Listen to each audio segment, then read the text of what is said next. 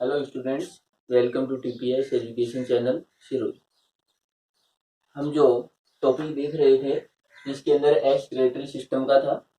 तो एक्सक्रीटरी जो सिस्टम है इसके जो पार्ट देख रहे थे, कौन कौन से एक्सक्रीटरी सिस्टम में ऑर्गन है जो इन्वॉल्व होते हैं। इन ऑर्गन्स के अंदर मेन रूप से जो प्राइमरी एक्सक्रीटरी सिस्टम रहता है, ऑर्गन रहता है, वो किडनी है। किडनी की स्ट्रक्चर का हमने लास्ट क्लास के अंदर डिस्कस किया था कि एक्सक्रीटरी सिस्टम के अंदर कौन कौन से पार्ट थे। उसके बाद हमने किडनी की जो स्ट्रक्चर थी उसको देखा। तो जो किडनी की स्ट्रक्चर थी उस स्ट्रक्चर को एक बार फिर से देखिए, क्योंकि इससे रिलेटेड ही इसकी जो एक सिंगल यूनिट है जो यूरिन का फॉर्मेशन करती है उसकी स्ट्रक्चर आएगी और उसके बाद यूरिन फॉर्मेशन की मैकेनिज्म आएगी। तो एक बार इसको हम रिपीट करके देखते हैं। तो देखिए, सबसे पहले हमने ये कहा था कि जो किडनी है, किडनी के अंदर दो पार्ट बने हुए। इसमें आउटर जो पार्ट रहता है उसको कोर्टेक्स बोल रहे थे और इनर पार्ट जो है उसको हमने मेडुला बोला। और जो यहाँ पर जो कोर्टेक्स पार्ट है वो मेडुला पार्ट के अंदर हमें ये कुछ एक्सटेंड हो रखा था, अंदर की ओर धसा हुआ था। तो यहाँ पर ये स्ट्रक्चर बन रही थी छोटी छोटी, और ये जो स्ट्रक्चर है जो अंदर जो पार्ट चला गया था, इस पार्ट को तो हमने रीनल कॉलम ऑफ बल्टिनी बोला। और इनके बीच में जो ये पार्ट बच जाता है इसको हमने कहा पिरामिड्स या रीनल पिरामिड्स बोला। इसके बाद जो है यहाँ पर जो ये पार्ट है हाइलम है, हाइलम के पास में पेल्विस होता है। पेल्विस के अंदर यूरिन जो है वो स्टोर होता है, यहाँ से जो यूरिन होता है वो यूरिटर में आ जाता है। इसके बाद में जो यहाँ पर जो है हम ये कहें कि जो रीनल विंस है और रीनल आर्टरी है, ये इस हाइलम से एंट्री करती है। इसके बाद में यदि हम देखें तो देखिए हमारा जो सबसे मेन पार्ट है, अब जो हमें करना है उसकी ओर ध्यान देते हैं कि हमने ये कहा कि ये कोर्टेक्स और मेडुला पार्ट है। इस कोर्टेक्स और मेडुला पार्ट में इस तरीके से ये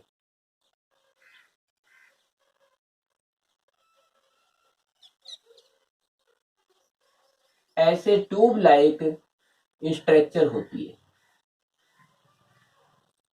इस तरीके ये स्ट्रक्चर बनी हुई है। यहाँ पर भी इन सभी जो पिरामिड्स होते हैं, इन पिरामिड्स में बिल्कुल इसी तरीके से हैं जैसे ये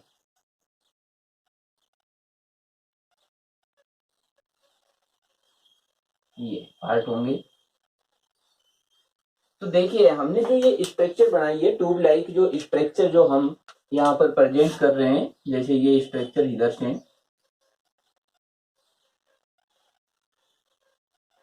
ये स्ट्रक्चर है। इस स्ट्रक्चर का कुछ पार्ट ऐसा है जो कोर्टेक्स में और कुछ पार्ट ऐसा है जो मेडुला में है। तो यहाँ पर कोर्टेक्स और मेडुला दोनों पार्टों में ट्यूब लाइक जो स्ट्रक्चर ये लगी हुई है। इस स्ट्रक्चर की हम ये जो ट्यूब लाइक जो स्ट्रक्चर है इसका हम डिस्कस करेंगे। और जो यहाँ पर देखें, एक किडनी की बात करें तो एक सिंगल किडनी के अंदर ये जो स्ट्रक्चर है जिनको नेफ्रॉन बोला जाता है, यानी ये जो स्ट्रक्चर है नेफ्रॉन या यूरिनिफेरस ट्यूब बोलते हैं। तो ये जो नेफ्रॉन होता है वह एक्सक्रीटरी सिस्टम की सबसे ये कहें स्मॉलेस्ट यूनिट है, या फिर कहें एक्सक्रीटरी सिस्टम की एक सिंगल यूनिट बोला जाता है इसको। ये हम ये कहें इंडिपेंडेंटली रूप से ये नेफ्रॉन यूरिन का फॉर्मेशन कर सकती है। यदि एक ट्यूब है इसको हम सेपरेट करें और इसमें हम इम्प्योर जो ब्लड होता है उसको डालें तो उसमें से यह यूरिन को सेपरेट कर देगी। तो एक यूनिट है ये। अब यहाँ पर देखिए कि ये जो स्ट्रक्चर है इसको हम देखेंगे तो इसके अकॉर्डिंग हमें पता चल गया कि कौन सा पार्ट कोर्टेक्स में रहेगा, कौन सा पार्ट मेडुला में रहेगा।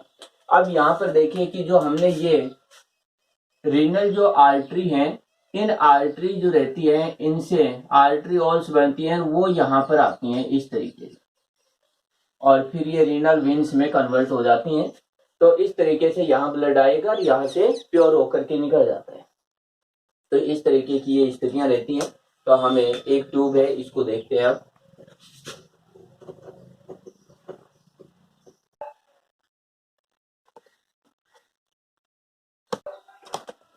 देखिए जो स्ट्रक्चर थी, हम बात कर रहे थे कि जो नेफ्रॉन है या फिर कहें यूरिनिफेरस ट्यूबुल्स है।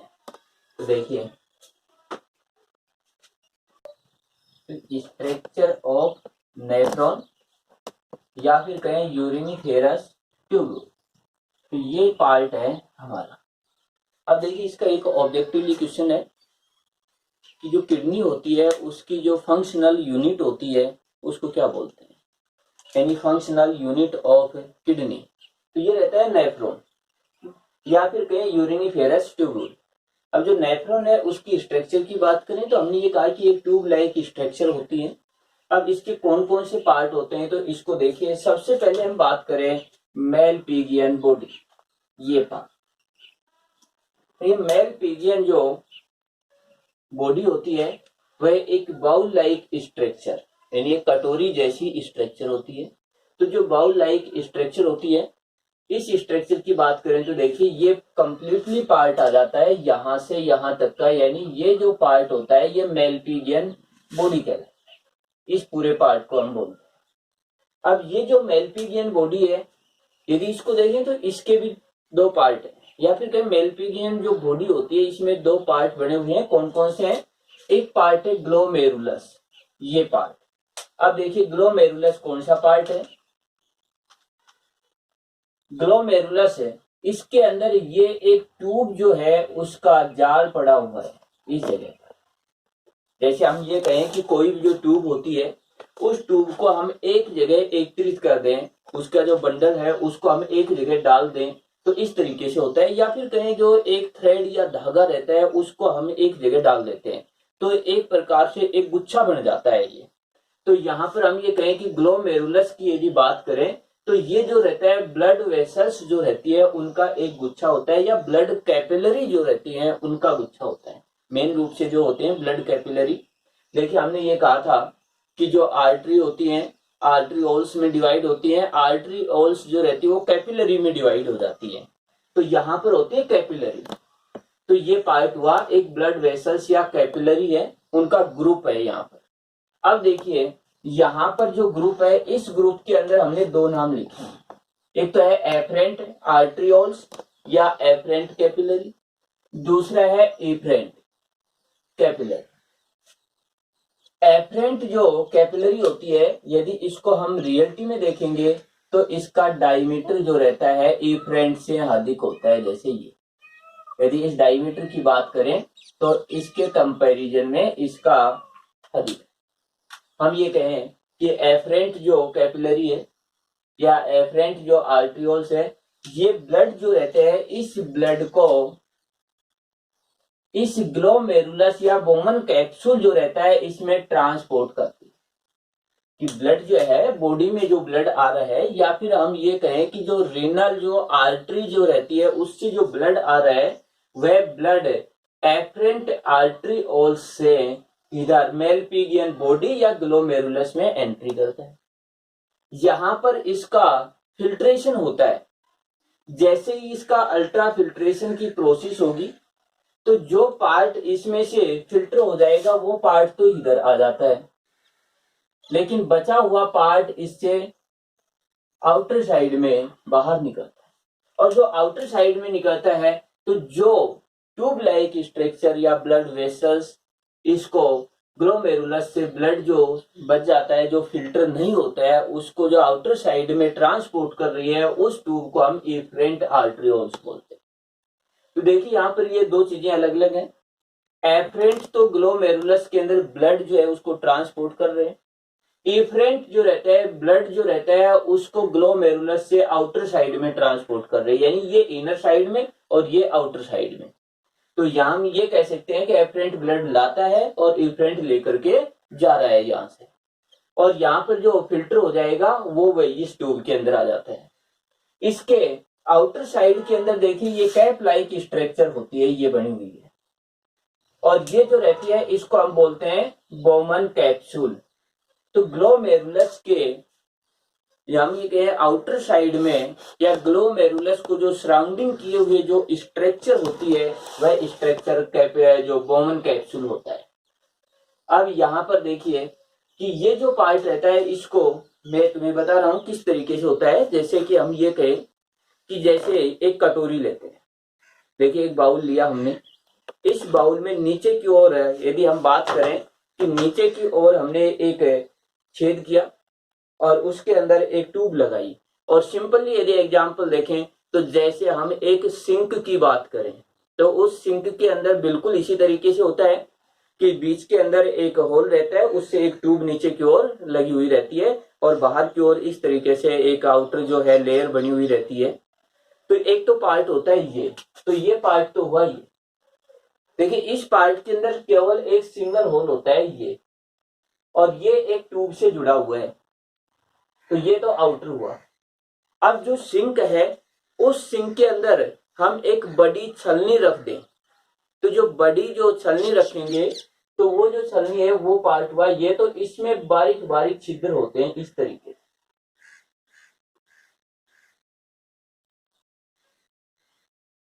ये इस तरीके से। या फिर हम इसको ये कह सकते हैं कि जो सिंक है उसके अंदर एक छोटा सिंक रखे, लेकिन छोटे सिंक में अनेक जो पोर बना दें हम। तो जो बड़ा सिंक है ये आउटर साइड में, इससे एक ट्यूब जुड़ गई और उसके अंदर एक छोटा सिंक रख रहे हैं, छोटे सिंक में अनेक पोर बना दिए हमने, इस तरीके की स्ट्रक्चर। और जो छोटा सिंक है उस सिंक में हमने जो ट्यूब है उस ट्यूब को डाल दिया, और ट्यूब जो है उसका एक गुच्छा बन जाता है, ग्रुप बन जाता है, तो ये ट्यूब है वो हो गया ग्लोमेरुलस। इस तरीके की स्ट्रक्चर होती है। तो जो इस ट्यूब से जो भी पार्ट आएगा, या फिर कहें कि छोटे सिंक में जो भी हम लिक्विड पार्ट डालेंगे उसमें जो इस पोर से छोटी साइज के पार्टिकल रहेंगे वो तो इधर आ जाएंगे, और इन पोर से जो बड़ी साइज के पार्टिकल रहेंगे उनका फिल्ट्रेशन नहीं होगा, तो वह पार्ट जो रहता है इफेंट के द्वारा यहाँ से बाहर चला जाता है, आउटर साइड में चला जाता है। तो इस तरीके से ये स्ट्रक्चर होती है। इसके बाद ये जो पार्ट रहता है, या फिर कहें कि जो मेलपिगियन जो बॉडी रहती है वह मेलपिगियन बॉडी एक नेक स्ट्रक्चर या फिर छोटी ट्यूब लाइक स्ट्रक्चर के अंदर ओपन हो जाती है। यहां पर देखिए अगला स्टेप आता है ये पार्ट, ये तो एक नेक है, एक छोटी सी ट्यूब है जो इस पार्ट को या कहें प्रोक्सिमल कन्वोल्यूटेड ट्यूब है पीसीटी, इसको और मेलपिगियन बॉडी जो है इन दोनों को अटैच करने वाली ट्यूब लाइक स्ट्रक्चर है वो नेक है। इसके बाद अगला पार्ट आता है ये, जिसके अंदर प्रोक्सिमल कन्वोल्यूटेड ट्यूब है। ये जो ट्यूब रहती है ये ट्यूब, तो ये जो ट्यूब है वह इस तरीके से यानी बेंड हो जाती है या फिर कहे एक गुच्छे के रूप में हो जाती है, और इस ट्यूब को बोलते हैं जो प्रोक्सिमल कन्वोल्यूटेड ट्यूब, क्योंकि यह ट्यूब जो रहती है वो मेलपिगियन बॉडी के बिल्कुल नियरेस्ट होती है, इसीलिए इसको प्रोक्सिमल बोला कि ये इसके बिल्कुल पास में है ये ट्यूब ही। इस ट्यूब के आगे देखिए एक यू शेप में इस तरीके से, यानी ये पार्ट, तो यदि इसको हम देखें तो ये पार्ट इस तरीके से बना हुआ है जो हमने यहां से यहां तक रिप्रेजेंट किया। तो जो ये यू शेप की जो स्ट्रक्चर बनी हुई है इस स्ट्रक्चर को हम बोलते हैं लूप ऑफ हेनले। देखिए ये पार्ट यहां से स्टार्ट होता है और ये यहां तक का पार्ट है, और लूप ऑफ हेनले के अंदर दो पार्ट बने हुए हैं। एक पार्ट तो ये रहता है, इसको बोलते हैं एसेंडिंग, यानी ये इधर का पार्ट एसेंडिंग लिम्ब बोलते हैं। दूसरा जो पार्ट रहता है इसको बोलते हैं डिसेंडिंग। तो देखिए ये उल्टा नाम लिखा हुआ है, डिसेंडिंग जो है इधर आता है।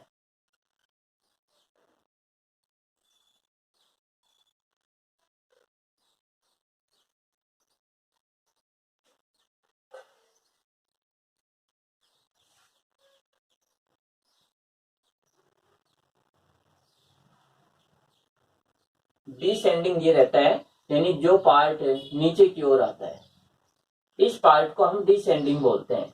यानी हम ये कहें कि अधिक से कम की ओर जो पार्ट रहते हैं उनको हम डिसेंडिंग बोलते हैं। तो ये पार्ट यानी अधिक और इधर नीचे की ओर आ रहा है तो इसको हमने डिसेंडिंग का। इसके बाद जो है जो नीचे से ऊपर की ओर होता है उसको हम बोलते हैं एसेंडिंग। तो ये जो पार्ट है ये रहता है एसेंडिंग, एसेंडिंग लिम्ब। तो ये थोड़ा अपोजिट लिखा गया था, तो इसके अंदर ये पार्ट होता है एसेंडिंग। तो देखिए हेनले लूप के अंदर डिसेंडिंग, जो प्रोक्सिमल कन्वोलेटेड ट्यूब्यूल के पास में है उसको डिसेंडिंग, और जो इधर की साइड में इंडाइस्टल कन्वोलेटेड ट्यूब्यूल के पास है उसको एसेंडिंग बोलते हैं। तो इसके बाद देखिए कि ये पार्ट है, ये आगे फिर एक कन्वोलेटेड ट्यूब जो रहता है उसके अंदर फिर से ओपन हो रहा है या उससे जुड़ा हुआ पार्ट है, अटैच होता है। तो ये पार्ट हुआ कन्वोलेटेड ट्यूब्यूल। इसके बाद ये कन्वोलेटेड ट्यूब्यूल है, ये आगे जाकर के देखिए ये कन्वोलेटेड ट्यूब्यूल कलेक्टिंग ट्यूब में खुलता है, ओपन हुआ। इधर से ये कन्वोलेटेड ट्यूब्यूल है, यानी एक अदर कन्वोलेटेड, इधर से ये कन्वोलेटेड। तो हम ये कहेंगे कि जो अनेक जो कन्वोलेटेड ट्यूब्यूल जो रहती हैं वो कलेक्टिंग डक्ट में ओपन होती है। कलेक्टिंग डक्ट की यदि बात करें तो ये पेल्विस में ओपन होता है। ये पार्ट कहाँ ओपन हो जाएगा कि ये पार्ट इस तरीके से पेल्विस जो पार्ट रहता है उस पेल्विस पार्ट में, और पेल्विस पार्ट हमने बताया था यूरिटर के द्वारा किडनी से आउटर साइड के अंदर यूरिनरी ब्लैडर के अंदर ओपन हो जाता है। तो इस तरीके से ये जो पार्ट था जिसको हमने कहा था कि किडनी की एक फंक्शनल यूनिट होती है, तो ये जो पार्ट है इसकी फंक्शनल और स्ट्रक्चरल यूनिट है। तो हम कहें कि जो किडनी है उसकी फंक्शनल और स्ट्रक्चरल यूनिट की बात करें तो नेफ्रॉन या यूरिनिफेरस ट्यूब्यूल होती है, ऑब्जेक्टिवली पर्सन है, 1 नंबर में आता है ये। इसके बाद एक किडनी की यदि बात करें तो हमने ये कहा कि लगभग 10 लाख नेफ्रॉन होते हैं। तो यदि हमें दोनों जो किडनी है उनकी बात करें तो लगभग 20 लाख नेफ्रॉन होते हैं। तो ये तो स्ट्रक्चर थी नेफ्रॉन की। अब हमारा अगला स्टेप होता है जिसके अंदर है कि यूरिन फॉर्मेशन कैसे होता है, इस नेफ्रॉन में यूरिन कैसे बनता है, या फिर हम इसको ये कह सकते हैं कि फिजियोलॉजी ऑफ एक्सक्रीटरी सिस्टम। तो यूरिन फॉर्मेशन या फिजियोलॉजी ऑफ एक्सक्रीटरी सिस्टम। देखिए अगला जो टॉपिक है वो है यूरिन फॉर्मेशन।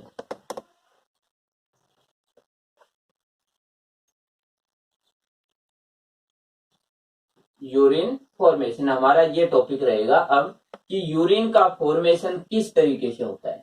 तो देखिए ये ऊपर जगह नहीं है इसलिए मैंने ये टॉपिक है इसको यहाँ लिखा है, या फिर हम ये कह सकते हैं कि फिजियोलॉजी ऑफ किडनी या एक्सक्रीटरी सिस्टम। तो यहाँ पर ये प्रोसेस चलेगी कि यूरिन फॉर्मेशन कैसे होता है। देखिए सबसे पहले हम यूरिन फॉर्मेशन की बात करें तो यदि ये स्ट्रक्चर की बात करें तो बिल्कुल ये स्ट्रक्चर होती है, ये कॉमन एक सीक्वेंस में ध्यान देंगे डीसीटी है, शॉर्ट के अंदर इसको पीसीटी उसको डीसीटी बोल देते हैं। अब देखिए सबसे फर्स्ट में हम बात करें तो हमने ये कहा कि जो ब्लड जो रहता है वह ब्लड यहां से आ रहा है, यानी एफरेंट आर्टरीओल से है। देखिए सबसे पहले हम बात करें renal artery, renal artery, renal artery से ब्लड कहा जाएगा, रीनल जो है उसके अंदर है एफरेंट आर्टरीओल्स। तो एफरेंट आर्टरीओल्स में ब्लड आता है यहां से। इस ब्लड की यदि बात करें तो हम ये कहते हैं कि ये इम्प्योर ब्लड होता है। तो यहां पर जो ब्लड है ये ब्लड कैसा हुआ, इम्प्योर ब्लड, यानी इसके अंदर हम बात करें इम्प्योर है, या फिर कहें इसके अंदर यूरिन है, यानी मेन रूप से हम कहें कि इस ब्लड में यूरिन है। ये ब्लड जो रहता है ग्लोमेरुलस में आता है। ग्लोमेरुलस के अंदर देखिए हमने ये कहा कि एक प्रेशर बनेगा यहाँ पर, कैसे बनेगा कि एक तो ये रहता है कि इनका डायमीटर जो है वो इसकी कंपैरिजन में अधिक है, यानी एफरेंट जो आर्टरीओल्स हैं, जो एफरेंट आर्टरीओल्स हैं उसकी कंपैरिजन में एफरेंट आर्टरीओल्स का डायमीटर अधिक है। इसके बाद यहाँ पर जो डायमीटर अधिक होने पर यहाँ पर डायमीटर कम हुआ तो ब्लड आएगा अधिक लेकिन इतना आउटपुट नहीं दे सकता है, या फिर कहें इसको आउटर साइड में ट्रांसपोर्ट नहीं कर सकता है। तो यहाँ पर जो ब्लड है, ये ब्लड जो है, हमने ये कहा कि ये एक बिल्कुल सीवेज या छलनी जैसी स्ट्रक्चर होती है। तो यहाँ पर ये इस तरीके से फिल्टर हो जाता है, छण जाता है एक। और ये जो ब्लड रहता है, तो ये ब्लड जैसे यहाँ पर छणता है, तो देखिए इसके अंदर यदि हम बात करें तो जो बचा हुआ पार्ट होता है वो पार्ट इस एफरेंट आर्टरी ऑल से आउटर साइड में, जहां पर ये विशेष ध्यान देना है कि यहाँ पर वेन्स नहीं आएंगी, यहाँ पर भी आर्टरियोल्स है, यहाँ पर भी, यानी जो नेफ्रॉन में ब्लड लेकर के आ रहा है वो भी आर्टरियोल, और नेफ्रॉन से ब्लड लेकर के जा रहा है वो भी आर्टरियोल्स होता है। मेनली यदि हम देखते हैं ब्लड लाता है उसको आर्टरी बोलते हैं, और जो ब्लड लेकर जाता है उसको वेन्स बोलते हैं, लेकिन यहाँ पर दोनों ही जगह आर्टरियोल्स वर्डिंग यूज में आते हैं। इसके बाद में देखिए ये पार्ट आगे जाकर के रीनल वेन्स में कन्वर्ट हो जाते हैं। अब यहाँ पर देखिए, यहाँ पर ये पार्ट आ गया। यदि हम बात करें कि दोनों किडनी, यानी दोनों किडनी एक दिन के अंदर लगभग 180 लीटर जो रहता है इसको फिल्टर कर देते हैं। यहाँ इन दोनों किडनी एक 24 घंटे में या 24 आवर्स के अंदर 180 लीटर है उसको यहाँ पर कर देते हैं। तो इसके अकॉर्डिंग हम निकाल सकते हैं कि 1 मिनट की यदि बात करते हैं तो लगभग हम ये कहें कि 120 या 25 या 30 ml के आसपास फिल्टर करते हैं। तो इस जगह ये आ गया। तो बॉडी का बहुत अधिक जो लिक्विड पार्ट या ब्लड का जो बहुत अधिक लिक्विड पार्ट है वो यहाँ पर फिल्टर हो चुका है। अब यदि इतने पार्ट को ही बॉडी से बाहर निकाल दिया जाता है या फिर कहीं यूरिन के रूप में एक्सक्रीट कर दिया जाता है, तो हम ये कहेंगे कि कुछ मिनटों के अंदर बॉडी का जो लिक्विड पार्ट है या फ्लूइड होता है वो बॉडी से बाहर हो जाएगा और किसी भी व्यक्ति जो है उसकी डेथ हो जाएगी। तो हम ये कहते हैं कि इसके अंदर एक विशेष मैकेनिज्म है कि इसमें से 99% पार्ट जो रहता है कि 99 जो प्रतिशत है इसको रीएब्जॉर्ब कर लिया जाता है, कि वापिस इसमें से बॉडी में भेज दिया जाता है। तो अब देखिए कैसे भेजा जाता है, कहां कहां पर। यहाँ पर देखिए ये पार्ट आएगा हीरा, नेक में आएगा, नेक से ये पार्ट इस जगह पर यानी पीसीटी प्रोक्सिमल कन्वोलेटेड ट्यूब में आता है, इस जगह ऐसे चलेगा।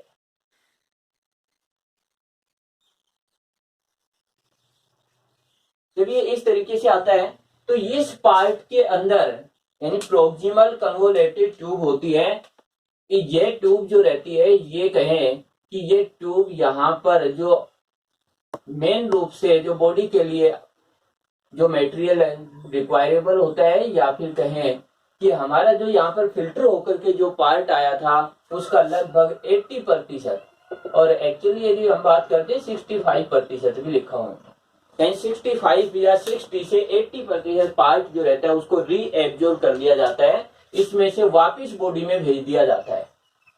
अब हम ये कहें कि हमारा जो ये कहें 180 लीटर जो यहाँ पर फिल्टर हुआ था इसका लगभग 80% या कहें 60 से 80% पार्ट है, 60 हो सकता है, 65 हो सकता है, 70 हो सकता है, 80 हो सकता है, उसको रीएब्जॉर्ब कर लिया जाता है।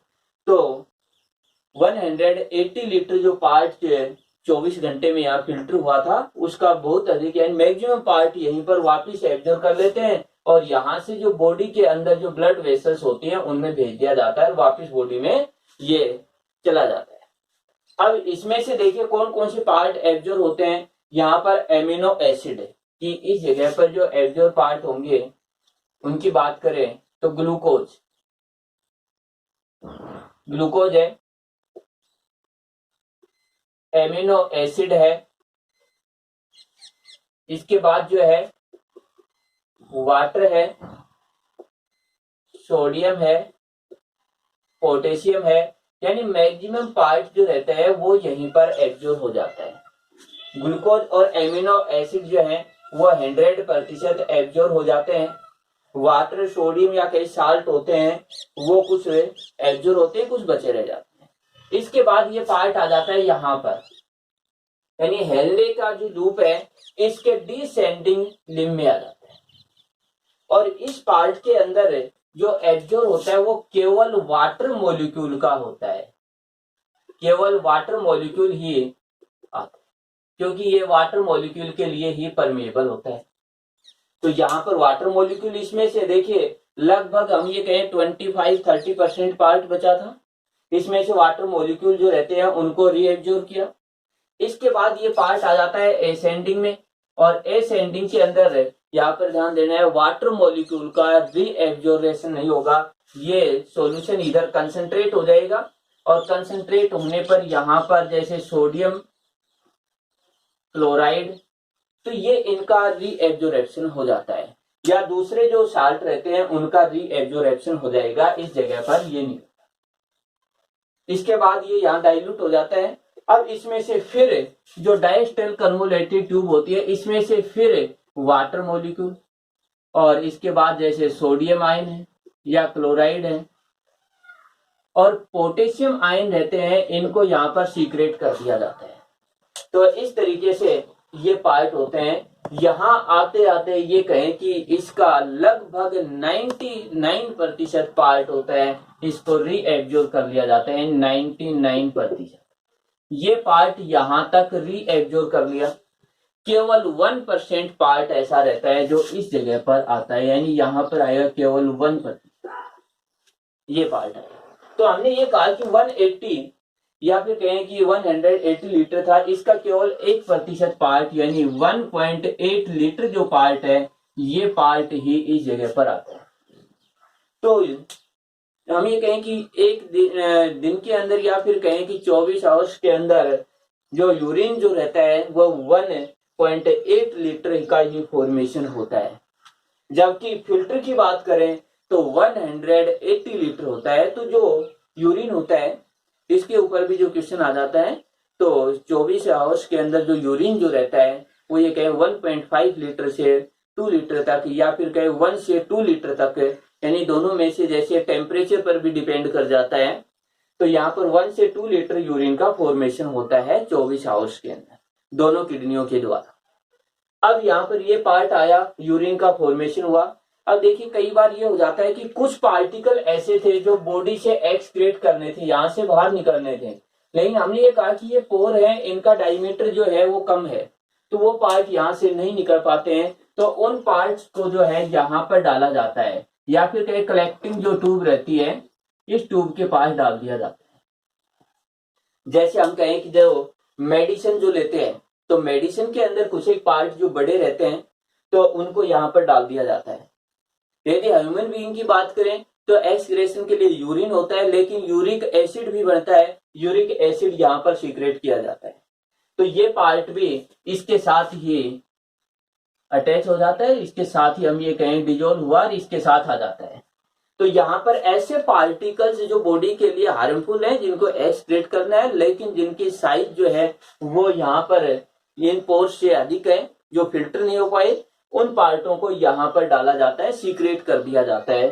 तो इस तरीके से ये पार्ट हुआ। यहाँ पर आते हैं पेल्विस के अंदर यूरिन जो है वो आएगा, और पेल्विस से यदि हम बात करें तो यूरिटर के अंदर चला जाता है, यूरिटर में, और यूरिटर से यूरिनरी ब्लेडर के अंदर। तो यहां पर आ जाता है यूरिनरी ब्लेडर।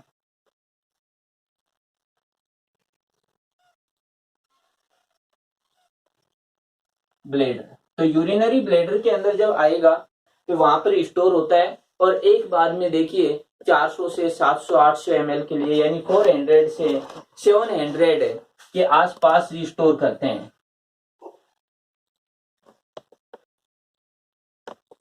ml जो यूरिन होता है उसको यूरिनरी ब्लेडर में स्टोर कर लिया जाता है।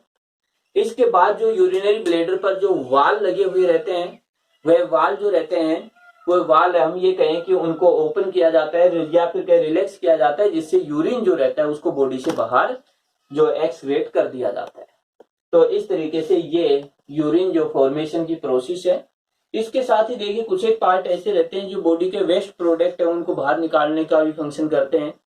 देखिए कि यहाँ पर हमने ये कहा, इसके बाद है यदि हम ये कहें CO2 carbon dioxide waste product होता है, जिसको लंग्स बाहर निकाल देते हैं। इसी प्रकार से बिली विरिडिन और बिली रूबिन जो पार्ट होते हैं आरबीसी के, हम ये कहें ब्रेक डाउन से जो बनते हैं, तो उनको एलिमेंट्री कैनाल जो है उसके द्वारा जो बाहर निकालते हैं। तो इस तरीके से कुछ एक और भी पार्ट रहते हैं। इसके बाद में देखिए कि जो यूरिन होता है, देखिए यहाँ पर एक स्पेसिफिक ये पर्सन है कि स्पेशली इस पर्सन को देखिए कि यूरिन जो है उसका फॉर्मेशन, जो यूरिन है इसका फॉर्मेशन किडनी के द्वारा होता है, इसका एक्सक्रीशन जो रहता है वो किडनी के द्वारा होता है। लेकिन यदि हम बात करें यूरिया का फॉर्मेशन, तो यूरिया का फॉर्मेशन कभी भी किडनी में नहीं है, यूरिया का फॉर्मेशन लीवर में होगा। तो दोनों चीजें देखिए कि यूरिया जो है ये यूरिन बनेगा, यहाँ पर जो इसके अंदर यूरिया है, तो ये जो यूरिया है इस यूरिया का फॉर्मेशन हुआ लीवर में, और ये जो यूरिया है ये यूरिया इसको एक्सक्रीट करती है किडनी, और यूरिन के रूप में इसको एक्सक्रीट करती है। तो यूरिया का फॉर्मेशन लीवर में होगा, लेकिन यूरिया को एक्सक्रेटरी सिस्टम या किडनी के द्वारा किया जाता है। तो ये हमारा जो टॉपिक था इसके अंदर